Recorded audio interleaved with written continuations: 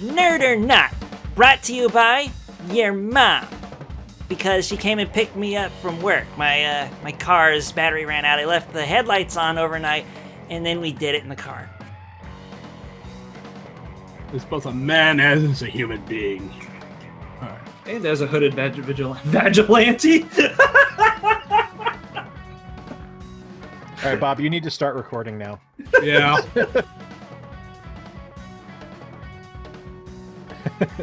Ladies and gentlemen, welcome back to the Nerd or Not podcast. This is episode 15.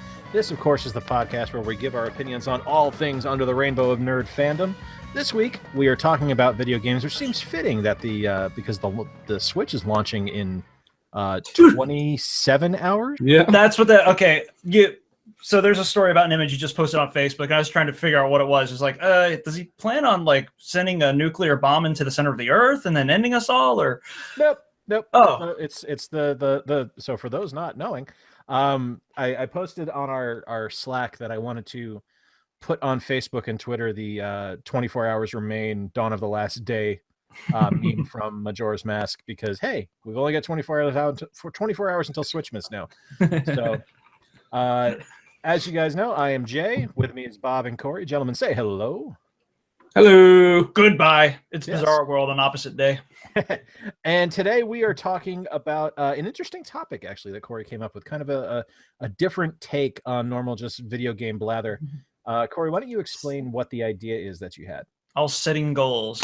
The idea was that like we could.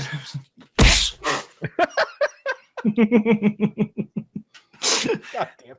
We have this stuff. We have these things that we do in video games whenever we're not like feeling it, or maybe we're feeling it just a bit too much. Well, that can be taken way the hell out of context. So we'll just skip over that mentally. No, we won't. If we're okay, we'll keep that in mind. Masturbation.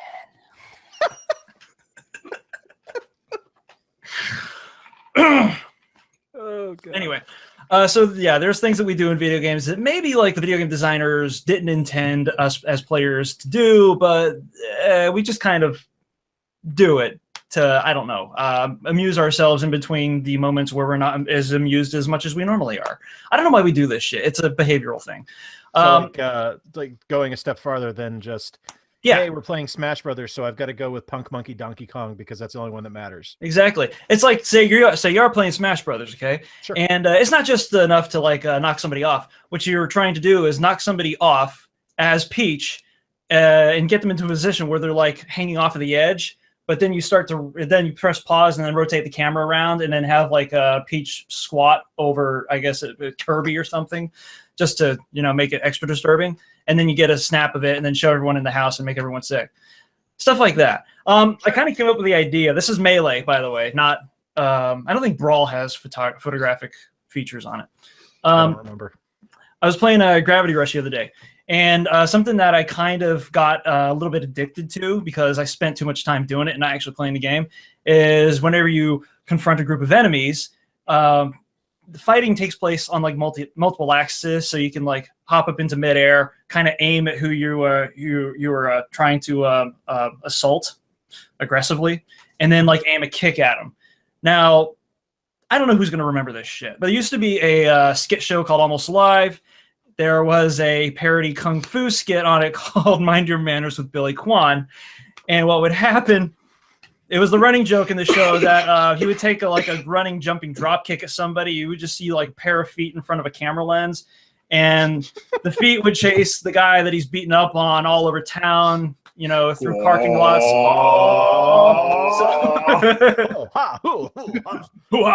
Your kung fu is good. Thank you. Like on cue. So yeah, I started doing that in Gravity Rush. I would take an aim at whoever I was fighting, and from like all the way across the city, and of course that would leave me like way the hell open for everyone else to pile on, but it's worth it. Stuff like that. I just picked up Gravity Rush. You did for the Vita. I got it for the Vita. Yeah. It's a really clever game. Mm-hmm. I really like what I've played so far. I'm kind of splitting time between that and Golden Abyss now. You two-timer? Because it's Uncharted. Yeah. Every time. I know. There's an obligation there. Mm-hmm. Mm-hmm.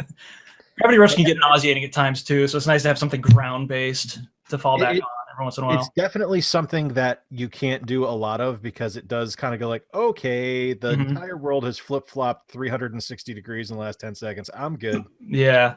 Let me land and I'm going to stop. It's easier to play when your TV is staying still. I've got the PS4 version and haven't dealt with any sort of vertigo or disorientation or whatever. But with your handheld, you're after too long. Yeah. So that's the idea. So, Bob, do you have anything that you would do like that, like to kind of go off of the Billy Kwan assault from Gravity Rush? Kind of. I do have some of those, but something I enjoy doing more is more showmanship. Like Corey and I have been reintroduced to No Mercy on the N64, which we have. God, when was the last time you played it? I think maybe 2 presidents ago. Yeah. It's been a while. I mean, back when the president wasn't orange or black. Oh,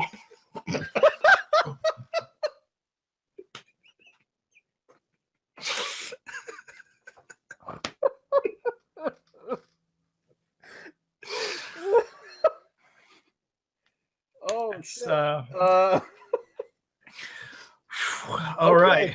You're like Conan with the adjectives tonight. So yeah, No Mercy. And what like I said, I would do more of a showmanship, because what you would do is you would fight your opponent, and in most cases you'd beat them up as fast as you can. You go for the pin. I wouldn't do that. I would have a 20-minute long match where I beat him down, and then I try to submission his left leg, and then I try to submission his right arm, and then his left leg, and then his other leg, and then his other arm. Chase after the psychology of the match. Oh yeah, and the whole time I'm throwing taunts. I'm like Irish whipping him. I'm throwing him outside. I'm picking up steel weapons, and I'm not hitting him with it because that'd be the DQ. Chairs. Yeah, chairs. Yeah. and there's also like signs and the stairs themselves. Mm-hmm. There's a bunch of other items you can pick up and use as weapons, but if you use them, you're disqualified. I just pick them up, taunt with them, and just throw them back in the audience. Mm-hmm. But yeah, I would try to stretch out the match as long as possible to make it seem like a real match to a certain point, but more like a squash match. And it's surprising to me that you were never able to get into Fire Pro, because that's kind of like the point of some of the modes in that game, right? Is to stage a psychologically sound match or a narrative match, right? Yeah, yeah. But No Mercy didn't have that, but that's still the object I was going for. Yeah. Cool. Did you see that they were teasing a new Fire Pro? No, what? I think I've heard this. Yeah. What was this part of the Nindies thing yesterday? Because I thought I caught most of that. No, it wasn't part of the Nindies thing. Okay. Hold on, let me look it up. Now, Bob, you're more. I mean, is it fair to say that you're more of a sports gamer than you are other games? You know, I have a pretty good mesh of sports titles. I'm looking at my library over there. I got some adventure games. I'm probably more adventure than I am sports. Well, you're definitely more sports than Corey and I are. Okay. Yeah. Because I mean, I've seen you put, probably no joke, hundreds of hours into NCAA football. And I remember you used to kick the living shit out of me in No Mercy in WrestleMania 2000. Was he playing as Max Fire or as one of the other ones? It was typically Max. There's a reason you got your ass whooped every time you play. Yeah. For the last 2 days, he and I have been trying to take the tag team belts off of Max and another character, and they kick our asses every match. Like, these fucks are juicing with Chimera blood. Jesus, due to those poor humans. You know what? I got to check their numbers, but I'm sure they're pumped up all the way to 11. Their numbers are like fucking 20 keys. Yeah. Anyway, yeah. One thing that I like to do in No Mercy was it's cool having a narratively sound match. Yeah. Fucking the second wins, making the most out of a second win felt like it was gorgeous. $1 million goddamn bucks. Yeah. You felt like Bobby Roode coming to the ring. Glorious. But you'd be living the lie. No Mercy was great because I mean, it still is to this day probably the best, the purest wrestling game that WWE banner that they've released at least. Oh, without a doubt, the best engine. And it's a testament to how revered it is that whenever a new wrestling game comes out and ultimately ends up disappointing the living shit out of everyone, the advertising or the interviews of whenever they give an interview to whoever's developing it, they're always like, yeah, we look back to classics like No Mercy. Yeah. And some others. And the game doesn't play anything like No Mercy. But they got to get that name in there. Like, hey, you liked this one thing a long time ago. So aside from your creator wrestler, because I mean we all had our guys. There was Max Fire, there was Buckethead, there was Johnny Tracheotomy Man. Tracheotomy Man. You can look back at a time. Who are your go-to characters in No Mercy?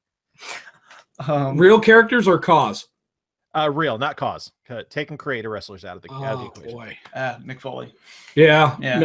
Mick Foley was fun to use. He was a little slow, but he was a lot of fun. Mm-hmm. Al Snow, for some reason, was enjoyable. Al Snow is enjoyable, but they took all of his submission holds out for No Mercy, which I thought was kind of weird. Yeah. I mean, that was like, I don't know. Maybe that wasn't his thing for a long time during the Job Squad years, which I wasn't around for. But like when like his post heel years, he was doing like Dragon Sleepers and all sorts of crazy shit, and none of it made its way in there. He doesn't have a submission. He doesn't even have a submission to his name in that game. No, Vince wouldn't let him do it. Huh. So that's probably why it's not in there. Yeah. Check Slack, by the way, Jens. I just sent you the link to the Fire Pro Wrestling tease. Mine, I always really enjoyed winning titles with Scotty Too Hottie. I really liked, like, this is obscure and stupid. He would never win this. He's going to be world champion. God damn it. Yeah.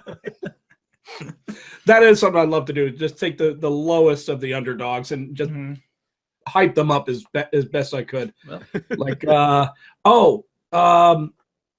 Michinoku. I'd make him tiny Michinoku. Yeah. I would make him world champ all the time. Yeah.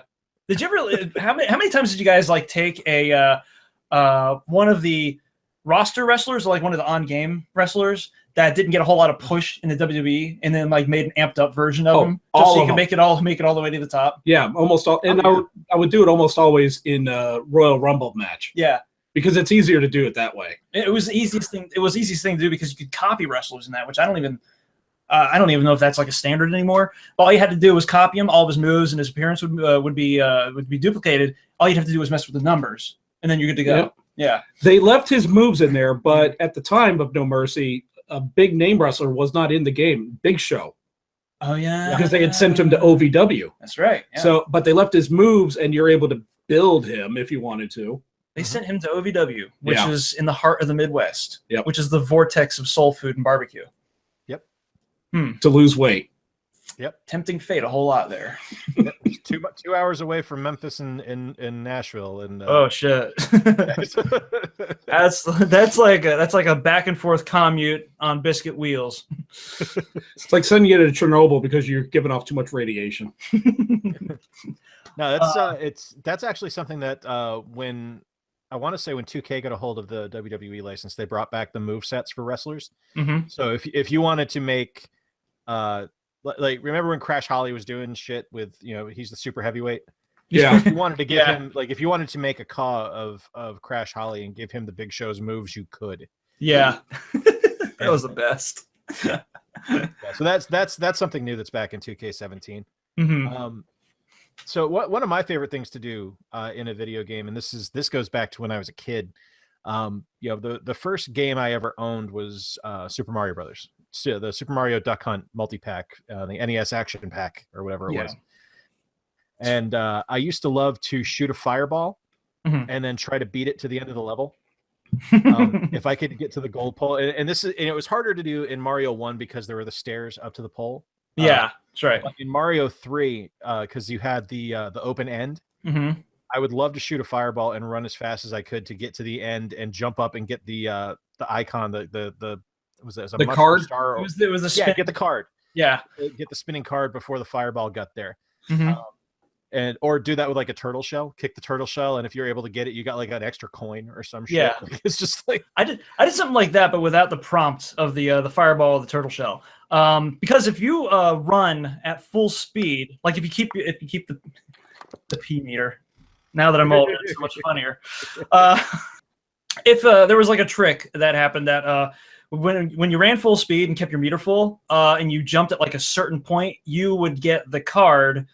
You would get the face on the card to match the previous face on the card or something.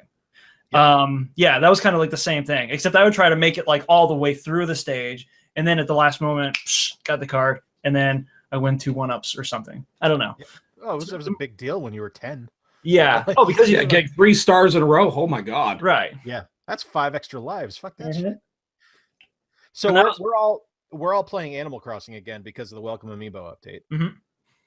Which God bless Nintendo for updating a 5-year-old video game at this point. Yeah, what the hell? That's almost unprecedented. Like, not just for a console manufacturer, but for fucking Nintendo. It's insane. Yeah. So one of the things I like to do, and I'm pretty sure this goes for all of us, if you haven't played Animal Crossing, you have tiny animal people that live in your village under the oppressive rule of a ruthless businessman with horrible speaking skills in Tom Nook. He is not orange, though. No. And, every so often, your villagers decide to ask you, hey, I need a new catchphrase. Hey, what should my new greeting be? What should I call you for a nickname? Yeah. So one of my favorites was Fart Burger on the GameCube. I thought that was a great nickname. I had one of my guys. I don't know if you guys have watched the Lucifer series on Fox. Not yet. No. It's fantastic. It's definitely worth watching. One of his catchphrases is Detective Douche, and I had Kurt, the angry bear in my town, calling me Detective Douche for a while. Yeah, so I get it, but he got a face full of net several times. Absolutely. But yeah, bringing vulgarity into the world of Animal Crossing, because it's just so startling that, like, oh, it's so lovely to see you, fuck stain. Easier to pull off on the GameCube version. Getting away with it on more modern systems, that takes some slyness, and when you can get away with it, that's when you're feeling it. Yeah. Successfully pulling off a pitfall pinball. No. Successfully pulling off a pitfall ditch around an animal's house. That is so satisfying. Yeah. Especially when you're in the same room as the other player who's visiting your town. And all of a sudden they go, what the hell? I like doing it to an animal that like isn't quite to moving out status just yet. But you're like, yo, we're gonna push your shit out like right now. By next week, you're gonna be sending me a sappy letter and expecting me to be like, oh no, you need to stay. No, I dug those pit balls. You fucking traitor. Fuck I hope the mess. Yeah. I hope clowns sheep. That's a good way to at least try to send the message. I don't know. That's my favorite unintentional update of this amiibo thing, is that you can force villagers out of your town now. Yeah, it's so nice. Yeah, there's a block list for shit animals. Yep, you're the worst camel I've ever met. Get out of here. Fuck out. You only got like 1.5 humps. What is that mutant bullshit? Hey, goat, why do you have balls on your face? No, that's my adorable little rabbit nose. It's got wrinkles. It's balls. So have you guys played Super Castlevania 4? Oh, hell yeah. No. Hell yes. All right, so are you going to talk about shopping for wall meat? I'm not talking about shopping for wall meat. Okay. Go ahead. My favorite thing was to go into an area where like the Medusa heads are flying, or the fucking bats or some shit. And in Super Castlevania 4, you could hold down the attack button and your whip would just fall and kind of dangle. But then you could whip the fuck around like a wacky inflating man and kill the enemies as they're flying around. I loved doing that shit. It was the best around the flying Medusa heads and stuff, like the little enemies, you know, the one-shotters. Yeah. And it was the best thing because you could just sit there and be like, okay, Drac, I get it. It's just a bunch of you want it? Okay. Throw Frankenstein at me or something. This is getting tiresome. I'm just embarrassing myself here. Shopping for wall meat, Corey. Yeah. That was just basically, whenever you got a wall meat. I mean, yes, you got health, so automatically it's a boon of some sort, and you're like, oh, good, because this is a very difficult game. I don't know. I just like discovering the wall meat spots on my own, and you could usually tell where they were because it was usually like underneath a staircase, or I don't know. There might be like some sort of an embankment with no platforms leading up to it on a lower level. So you're like, wall meat kiosk, and you go right up to it, threaten it, and then knock some bricks out, and you get a fresh serving of rotisserie chicken and Wallachia. Because that makes sense. My, that is some delicious shawarma meat. And here we have, it's the lava world. We've got Popeyes because, spicy. I would eat Popeyes if it was in a wall for a couple of centuries. Love that chicken at Popeyes. Yeah. Especially if it came out of masonry. Yes, Popeyes is the best. So it's I'm going off here because I'm trying to remember some stuff because it just popped into my head and I don't know why. We all finally remember Super Monkey Ball. Yeah. Oh yeah. Super Monkey Ball never left me. That's a way of life. When's the last time you played it? It was a couple presidents ago. it was actually kind of recent. Because I got your GameCube. And that's one of the ones I kept, Super Monkey Ball 2, which was basically just Super Monkey Ball 1, but with a vast improvement, all this like a massive content they just added to the first game. So it was like, why have the first game? Man, I suck ass at that game. There's this cliche about like older gamer, dorks like us, where we're like, oh, we can't play anything Nintendo hard anymore because we don't have the reflexes. And I always thought that like I stepped away from that because Mega Man just got easier somehow. I've got Gunstar Heroes in the 3DS, which I thought was difficult when I was little or littler, and I just blasted through that game when I first got it. It was like no big deal. Monkey Ball, I get worse at progressively. I think if I started playing it today, I would last longer in a bout of Devil Daggers than I would in fucking Monkey Ball right now, and that's a pretty steep statement. It's fucking difficult. I'm trying to remember the stuff because I haven't played it in at least two presidents. I'm trying to remember the battle mode because I remember there were some absolutely hellacious screaming matches. just the boxing gloves. Oh god, there it is. Yep. Yeah. There's boxing gloves. I remember we did a lot of monkey pull, a lot of monkey bowling, and monkey bowling was pretty clever because it was presented as like puzzle stages rather than just bowling. The lanes would be like undulating and such, and you'd have to like time out back and forth. And they kind of took the similar approach with the golf too. Okay. Yeah, like I said, there was tons of shit to do on Monkey Ball too. Yeah. But I'm bringing that up because it's similar, at least I guess physics wise. Katamari. I used to love timing it to the point where I would not go to the barricade until I had the exact amount to roll over, because it was just so satisfying. Being like, you need to be at 10 meters, hitting 10 meters, breaking through that barricade, and then like just rolling pell-mell down the hill that was behind it. Yeah.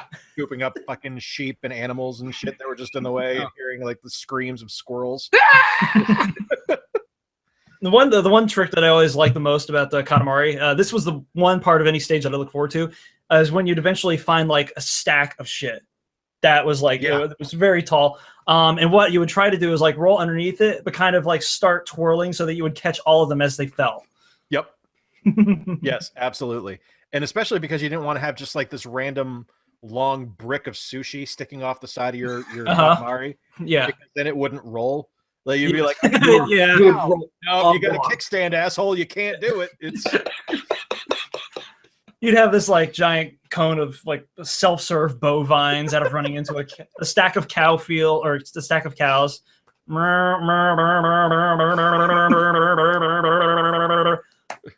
Guess I'm good enough to get through the barrier now. But I'm rolling like I got.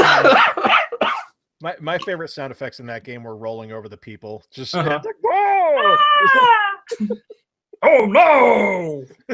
Yeah, they made the oddest sound. Oh, the one guy that was like, that dude, yeah.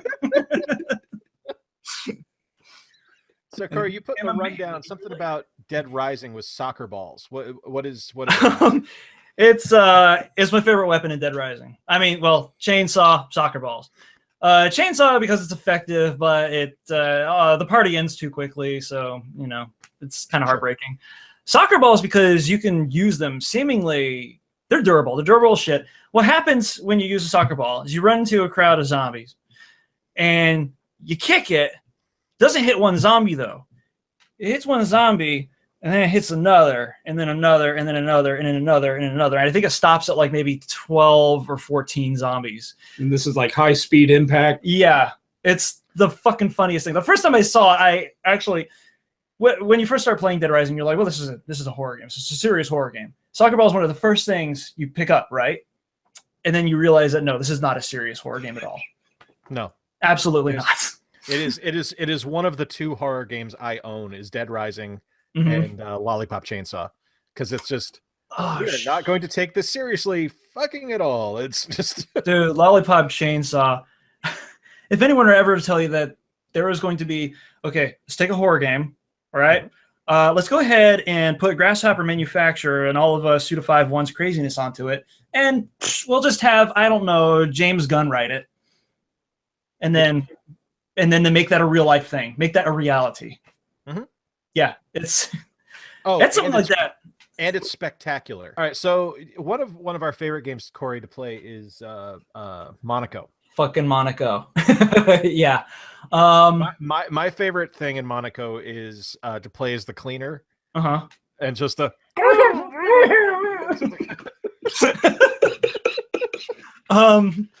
so we played enough Monaco to know that like it's kind of part and parcel with the Monaco experience that everything's just going to go to shit at some point during a job.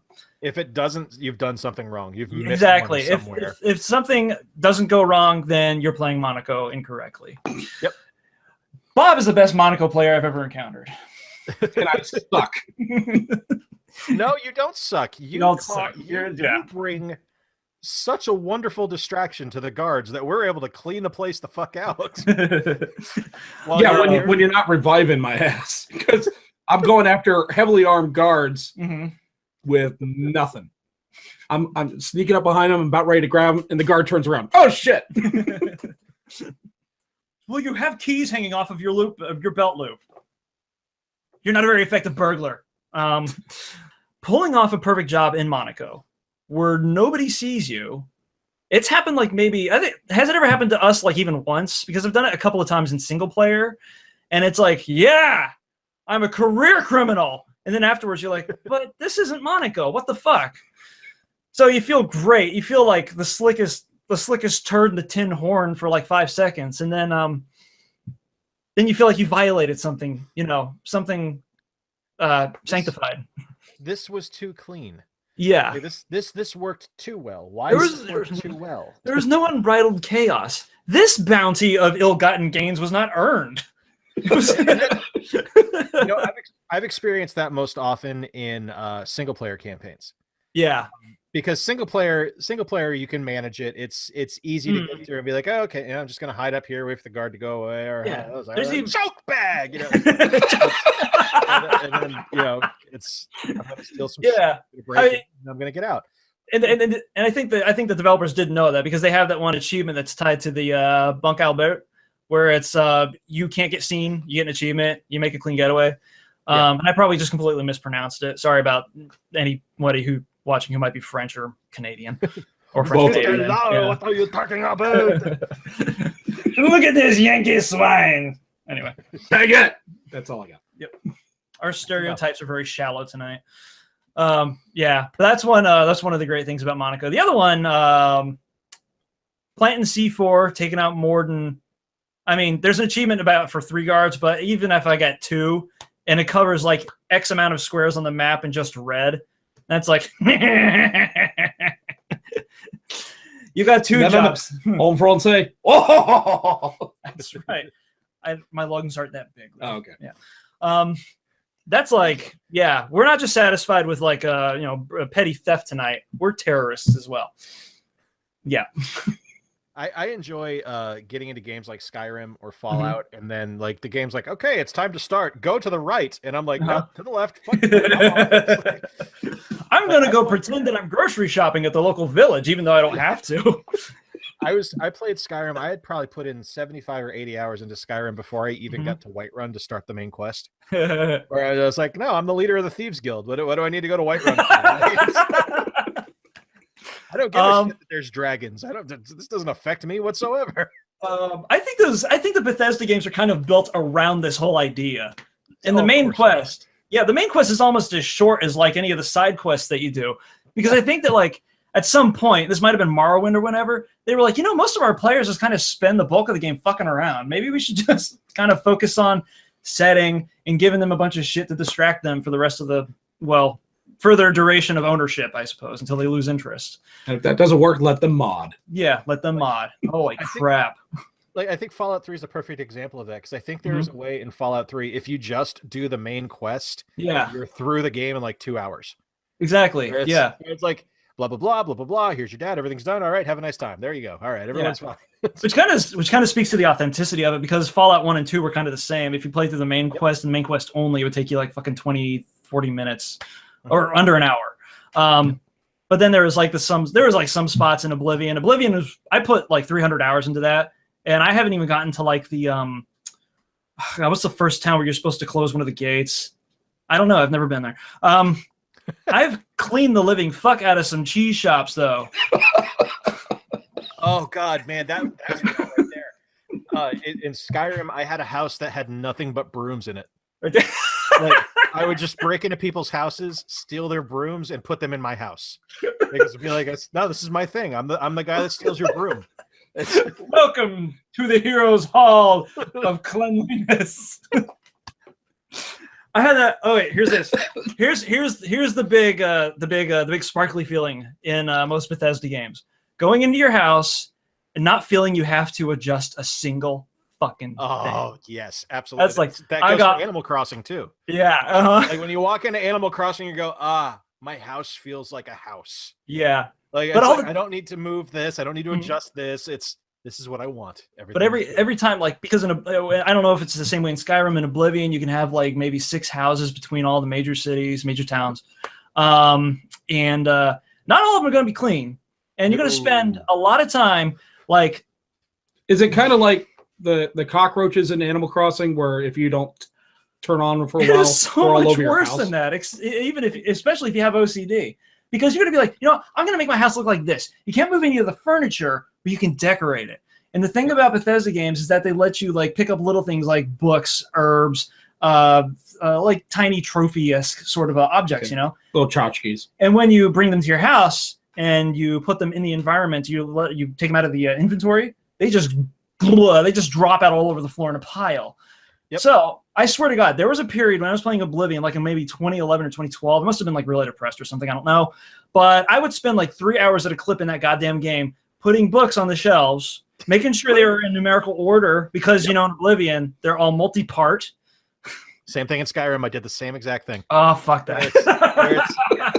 It's the fact that there was a bookshelf mod eventually for Skyrim where it's like, well, put your shit in order. I was so happy. Yeah, I really wish Oblivion had one of those. Or maybe it does, and I didn't know. Life changing. Yeah, those games are just built around, just don't do whatever you want. Like Fallout, playing as a pacifist.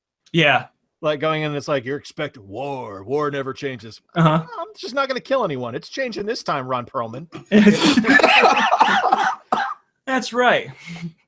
Who knew your violent approach to every solution? The funny thing is, I kind of played. I don't really enjoy the GTA games that much, except for Vice City for obvious stylistic reasons. Vice City is just a perfect game. It's yeah. It's not a perfect game. It's riddled with bugs, but it's stylistically just wonderful. How about this? It intended to be the perfect game. I don't know how to put it. Good intentions. Yeah. There was one thing that I like to do in a GTA games if I'm playing them for whatever reason. Like the last time I did this was in Chinatown Wars, because I was told that is a good GTA game for people that aren't into GTA, and I bought it because I'm gullible. But I like to try to get away with as much as I can with breaking as few laws as possible. And I know that like in the game, it's GTA, you have to commit crimes, right? But making your way to and fro each job, you are given the option to drive according to the local traffic laws. There's that the wanted meter or whatever the hell it is. And I try to like stay underneath that as much as possible. And being able to like do X many missions while being like not all that wanted by the police, it feels strangely good. Like it's like I was forced into this life of vice, but you know what? Color straight. I'm playing it by the book. You know what? I drive responsibly, asshole. That's right.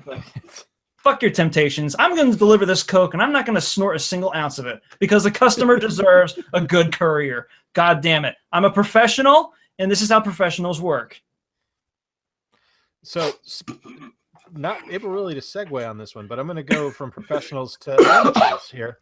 Bob, you, as I mentioned earlier, you put hundreds of hours into NCAA football.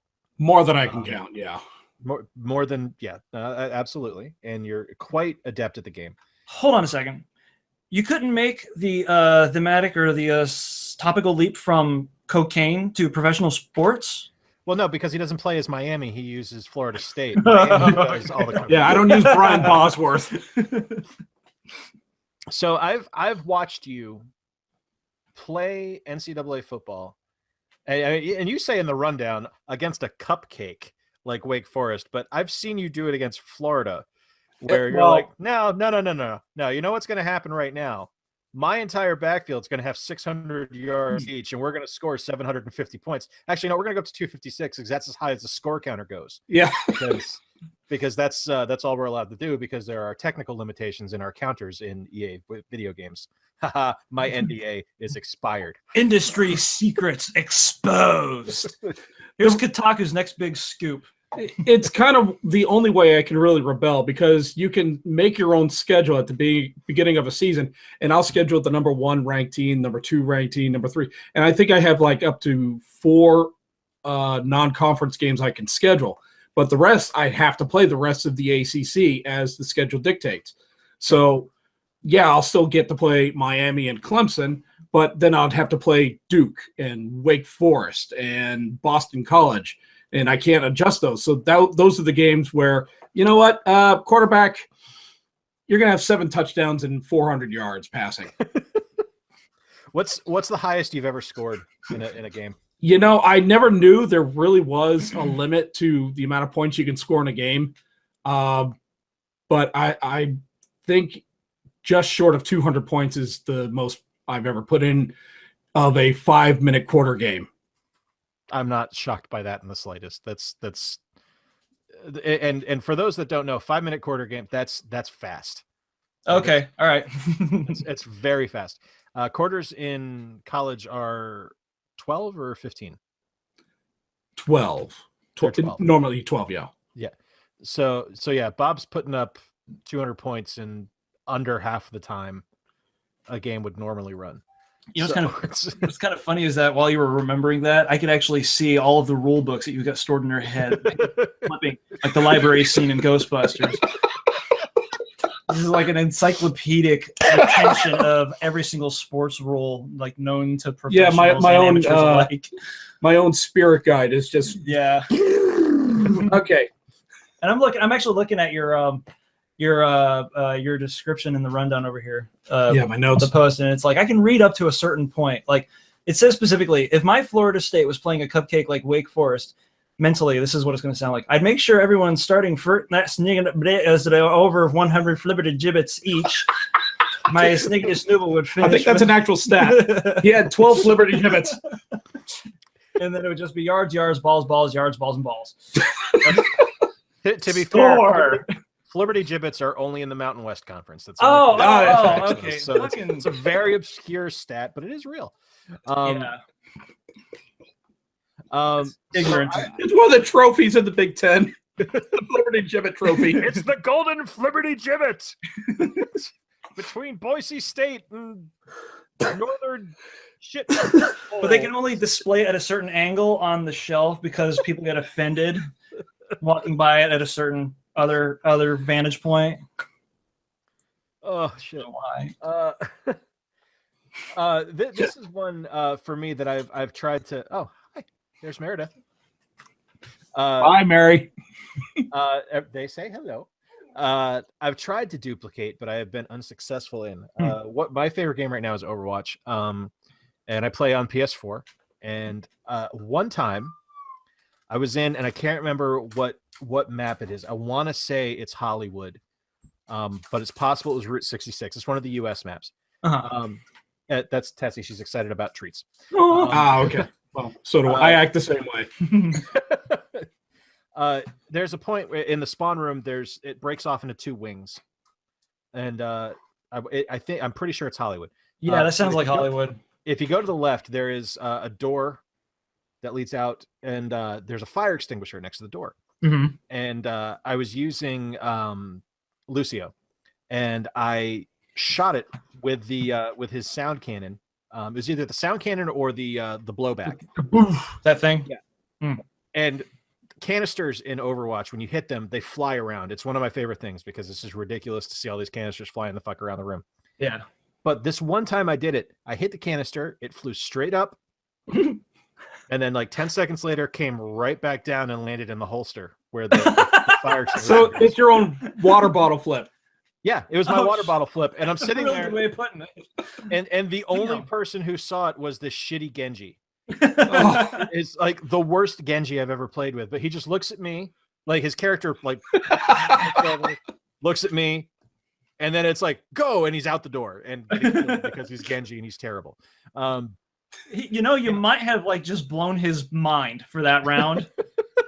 Like he's normally topping the leaderboards and getting streaks left and right, but he saw the impossible that day, and he was never able to play Overwatch the same way again. Genji was ruined for him that day. So he had to start going. Forget the archer's name, Hanzo or whatever. I'm trying to think of like Overwatch is another one of those like a moment games, but it's like TF2 or anything. Splatoon's like riddled with that shit. Splatoon's full of those. Yeah, because it's like competitive, but it's open. Yeah. Most of your strategies are really flexible. Mm-hmm. I will tell you what though, as Zarya dropping, I still don't know what the name of her ult is. I use it like crazy. Dropping her gravity ult in the middle of like a coalescing team. And you've still got all your team like right behind you, and they're not jackholes. That's like the best fucking thing ever, because suddenly it's open season, and yeah, it's open season. Kicked off that party. Yeah, that was like you. That was like opening the door and being like, "Guess what, everyone? Open bar." Now, the best I've ever seen, and I think I sent you a GIF of this because I saw it on the Overwatch subreddit. A May that threw up an ice wall in I want to say it was in what's the Greek one? Greece. I don't remember. The one of the big pit in the middle. That has I know which one you're talking about. Yeah, I just can't remember the name of it. She threw up an ice wall, and part of it was sticking into that pit. Mm-hmm. And the Zarya that was on her team shot her gravity well. It attached to the side of the ice wall. Oh, they patched that out. Did they? They patched it out. Yeah, that was amazing. I was like, oh my god, that's fantastic. That's one of the best things. It's like it's one of the best things that a medium like video games can provide people. Like, yeah, it has like all this potential for like expression and world building and all this other shit. But I love seeing like people that are really good at overanalyzing everything get into it and then find out something about the game's fundamental design that the designers never thought about. Yeah. That's one of the best things. And the designers are just like, well, fuck. Yeah. Damn it. Because it's not like somebody can walk up to a Picasso and be like, well, this would be much better if you did this than this. And then Picasso standing there like, I'm Picasso, I'm talentless anyway, and I'm way fucking overrated. Does anybody else have anything for the video game grails or the oh shit, I can't believe that happened moments? It's I can tell you what, man. I've got one. Go ahead. Ooh. I one time successfully pulled off a backstab as a spy. Once, literally. If you look at my stats for TF2, I might have two. Yeah, but one was on purpose. What, the other one was a glitch? The other one was on accident, and I didn't know it was another spy. Wow. Yeah, I'm surprised you didn't get an achievement for that, or that there isn't an achievement for that. I don't know. That's face stabbing another spy, unbeknownst. I'm so bad as a spy. It's not even funny. It's don't worry about it. We're in the same hapless spy boat. As a matter of fact, we'd be sitting next to each other in the same boat and be like, "Hey, how's the medic profession?" And then you'd be like, "I don't know. You having fun as a heavy? We. Hey, wait a minute. Does this boat seem funny to you? This isn't necessarily a spy thing, but it's something that happened when I first started playing it, so it wasn't intentional at all. Well, it was halfway intentional, but it was a really lucky shot. I was medic. I was rolling medic once because when I first started out, I liked to roll medic because there's not a whole lot of an onus on them to be racking up body counts and shit. So yeah. I caught a spy though. I caught a spy on our team, and he was calling for a medic. He was like, he was low on health and shit, and I'm like, this guy's got some balls on him. All right, I'll play along. Did you know right away he was a spy? I knew he was a spy because he was shit, Oh. But for one thing, you only play with good players? No. Well, the thing is that a good spy isn't going to be obvious. Oh, okay. Yeah. He's not going to draw attention to himself. But what had happened? See, here's the thing that happens with disguises. When you disguise immediately, there's like a cloud effect around you, even when you go into the opposing team's disguise, Okay. So if you disguise immediately and then you leave cover almost after that, you've got a bunch of haze around you. So it's like, oh, so there's a giveaway. Yeah. So I'm like, okay, this guy's calling for medic. He thinks he's going to get one on me and it's going to be fun. So medic, he actually leads me all the way over to the end of which payload map was it? The one that has that starts out with the hill, it goes over like this. And he led me all the way over to the end, and he stayed spy the entire time. And I'm like, God, this guy's gold. And he starts coming at me. And I'm like, here it comes. This is it. He swings, goes for the face stab, which, mind you, is random as shit. That's why it's a glitch. And misses. Pops his disguise. Bone saw. Fuck him. He's down. One shot with a bone saw, and he's just completely done. And I'm like, didn't I just spend the entirety of the map healing you? That's fantastic. You were like, I met TF2's Larry David that day. You gotta admire he lived the gimmick. Yeah. And that was the peak of my TF2 experience. And I've been playing it for years ever since, but nothing's ever equal the majesty of that. I think that's going to wrap up the topic. That was a lot of fun. We need to do that again, but maybe, maybe less achievements and more oh shit moments. I can't believe that fucking happened.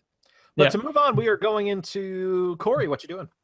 Well, speaking of games that offer you these kinds of moments, I'm playing Rock of Ages, which he got a taste of a couple of days ago. You bought me the game. And thank you. That's right. I don't know. I should if there's an Ace Team sale, you're probably going to end up with a couple more things in your inbox. I'm just saying, because Deadly Tower of Monsters is beautiful. It is one of the most sublime games I've ever played. You would love that game, Bob. It's but Rock of Ages is like chaos that pretends to have some sort of an order to it, and maybe the game is right because it seems like a lot of victories can be efforted, but it doesn't look like it when you watch it from a third person post. The idea. How do I explain? The idea is that you're a rock. And you have to get to the end of this track. It sounds a lot like Monkey Ball, but it differs from Monkey Ball in that the tracks are more straightforward, but they provide defense. There's barriers, catapults, cows, powder kegs.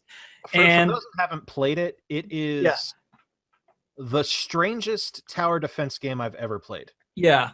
It's you take that. Yeah, that's right. It is a tower defense, but it's like tower defense in reverse.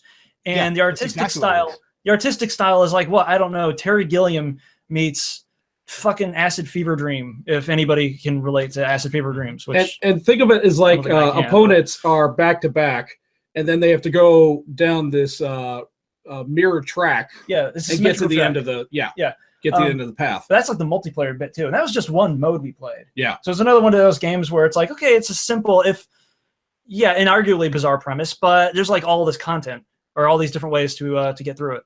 It's a hell of a thing. And it usually goes on sale for $2 on Steam if you're PC worthy. Find that shit and try to make sense of it on your own. Well, you won't be able to. Did a Cretins Guild gaming video for that, right? Yes, we did. Yeah, we did. Yep. Yeah, it was. I did a half bust, which was not a good idea.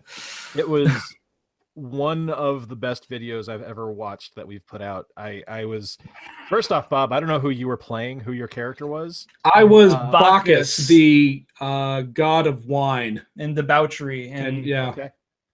Yes, you look debaucherous. I will say that. Yes, it was. I have a suspicion about Bacchus, by the way, and I want to hear your thoughts on this.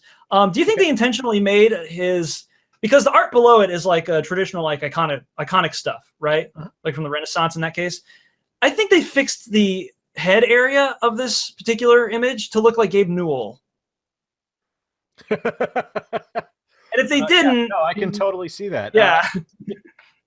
If they didn't, you'll never be able to erase it from your mind. You're like, Gabe Newell is Bacchus, except with pixels instead of wine. Good old based Gavin. Yeah. Well, anyway. So I've had three different things that I'm doing that I've wanted to talk about, and one was my Vita, which I love and is a wonderful system and gets woefully maligned by people, which I think is hilarious because it's a great system. Now, Velveeta's pretty good. It Processed cheese foods. One was my current obsession with tree houses. Mm-hmm. And what I've decided to go with instead is these things called Mighty Meeples. So back to my board game roots. You guys can see these. Oh, wow. They are licensed meeples from DC Comics. And this is the pack I got with Reverse Flash, Super Friends Lex Luthor, and Deadshot. And they had these at fucking Meyer of all places. Get the hell out. Yeah, I saw them when I was up here, and I was like, hot shit, those are cool as hell. And I want Meyer kind of has everything. Yeah, I want to say is Cryptozoic that's putting them out. Let me see. Yeah, Cryptozoic puts them out. They're like $3 a pack. They're wonderful. Mm-hmm. And it's all licensed characters. They're probably not going to do like any categorical generic ones. I do admit to not doing any research on this subject whatsoever because I didn't decide I was going to say it until right before the podcast. So I'll get back to you. But yeah, for right now, I know they've got the DC characters, and they're absolutely fucking wonderful. I love them. I can't wait to use these guys in Burgle Brothers. Oh my god, yes. I'm totally using Reverse Flash as one of the characters in Burgle Brothers. So nice. See, I'm thinking like more luchadors. I would love to see some luchadors. That would be awesome. And then Bob, what you doing? Well, we mentioned Rock of Ages. Corey, you bought that for me. Jay, you bought me probably one of the coolest books I have ever read. I haven't finished it yet. Smuggler's Cove. Guy's just up to his balls in charity this week. I know. I'm not going to complain. This is wow. I mean, it's almost like a cookbook with rum. Yeah. Oh yeah. Yeah. It's a combination. Oh shit. That book is it's silly to say this because it's a book about getting boozy. But it's a life-changing book because you appreciate rum and tiki culture so much more because of that book. Yeah. And it also goes into the American tiki scene. It's amazing. Yeah, and it also even goes into like architectural styles and stuff and other like symbols of the polypop culture from the mid-century. It's a hell of a book. It even tells you like right from the beginning that the book's better if you just make a drink, and it gives you a recipe to start with.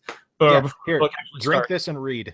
Yeah, I'm trying to find. It's driving me nuts. I wish I bookmarked it, but literally, there's one of these recipes where you look it up, and there's a big sticker going across the recipe saying "Top Secret." I'm like, but there's a great story behind it because the Smuggler's Cove rum barrel. Yeah, right.